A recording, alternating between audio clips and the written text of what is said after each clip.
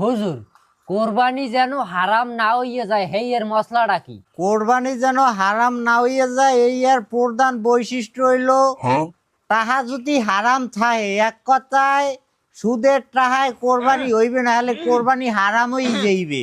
আরে আমি বুঝছি তো মানিজ্জত সবারই আছে। আমি যেই সময় খুতবা করি আপনি হেইয়ার আগে আমার লাগে আলাপ করবেন না হুজুর, আপনি সুদের বয়ানটা করবেন না। হুজুর আমি তো বুঝতে পারিনি যে মেয়ের মধ্যে ঢুকতে যাই। দৌড় আপনি কোনো লোকই নাই, এখন ওই নিবি আমার কতটি মিথ্যা কথা কওয়া লাগবে আপনি জানেন। কোরবানি কবুল হইবে সুদের টাকায়, কিন্তু তার ভিতরে তো শর্ত আছে, শর্ত ছাড়া তো আর কোরবানি কবুল হইবে না। এই শর্তটা কি হুজুর একটু জানতে চাই। সুদের টাকায় কোরবানি হইবে এইয়ার শর্ত হইলে পশু যখন জবাই করবা ঠিক আছে তখন তাকবীর দুইটা দিতে হইবে, দুইটা তাকবীর দিয়েই পশুর গলায় আন্দাগুন্দি পোজ দিতে হইবে, তাইলেই কোরবানি কবুল। আলহামদুলিল্লাহ আলহামদুলিল্লাহ, আল্লাহ তুমি সবার কোরবানি কবুল করো, আমিন। ওই যে মুরব্বী আমিনটা একটু লাই ধরেন, যে দেশেন এতে তো হাদিস পান না, দিছি কষ্ট করিয়া খিসকান। আর কি কের কোনো প্রশ্ন আছে? আমার একটু কথা জানার আছে হুজুর।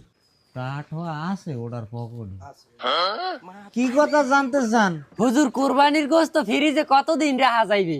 এ মুরব্বী মনে হয় কোরবানি দিয়ে গোস্ত সবই ফ্রিজে ঢুকাইবে। আপনি রাখতে চান কতদিন ফ্রিজে? কতদিন রাখমু খোলায় আইবে কবে দেশে? হুজুর 2 থেকে 2.5 বছর। চিন্তা করছো? আমি মনে করছি 2-3 মাসের কথা কইবে। মুরব্বী আপনি 2.5 বছর ফ্রিজে গোস্ত রেখে কি করবেন? হুজুর গরিব মানুষ তো পোলা থাই একটা ইটালি 5 তলা আবার একটা ফাউন্ডেশন দিয়ে বাড়ি করি, 4 তলা করছি পরে একাল হাতে গুনে সব টাকা পয়সা গেছে গিয়া। হেলিকে টেনশন এলাম সামনের বছর কুরবানি দিতে পারি না পারি, যদি 2.5 বছর ফ্রিজে গোস্ত রাখুন যাইতে হলে আমার লাগে একালে ভালো হইতে। হুজুরে আর কোনো মশলা আছে? যে মশলা চাইছেন মুরব্বী ও তো নাই। আপনি যদি গোস্ত ফ্রিজে ঢুকান কোরবানিতে কোনো মতে ও ডাইরেক্ট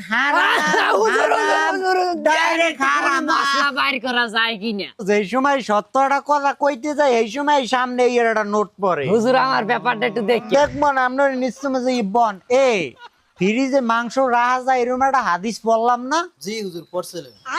মাংস রাখা যাইবে ফ্রিজে কোরবানির চা, সেক্ষেত্রে আমনের যা করণীয়। আমার করণীয় কি হুজুর? আমনের করণীয় হইতে আছে যে ইয়া গরু যখন জবাই দিবেন তখন তাকবীর ছাড়া চোখ বুঝা গরু ফাঁসাইয়া একসের পোষাইবেন, এইবার নিয়ে ফ্রিজে হান্দাই থুইবেন, কোনো পাপ নাই। আলহামদুলিল্লাহ আলহামদুলিল্লাহ, আল্লাহ তুমি হুজুরের ব্যস্ত নসিব দান করো, আমিন। ওই যে মুরব্বী খিসখান হাদিস